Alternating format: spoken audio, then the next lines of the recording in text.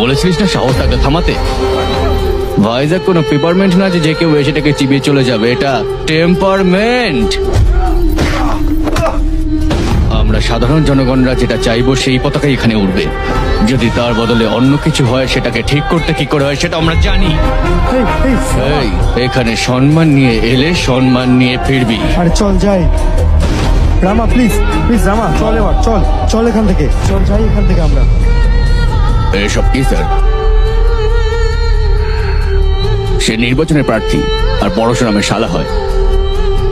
আজ হয়তো সে বিরোধী দলীয় নেতা, কিন্তু সিএম পদে দাবিদার। নিয়ম অনুযায়ী একজন প্রার্থীর গায়ে হাত তোলার কারণে আপনার ভাইকে অ্যারেস্ট করা হতে পারে, কিন্তু ও তা করতে বারণ করলো। আমার মনে হয় তারা অন্য কোনো মতলব করেছে। এটা এত সহজে শেষ হবে না। এটা নির্বাচনের সময়, এটা শুভ লক্ষণ নয় স্যার। আপনার ভাইয়ের জন্য কিন্তু এটা ভালো হবে না।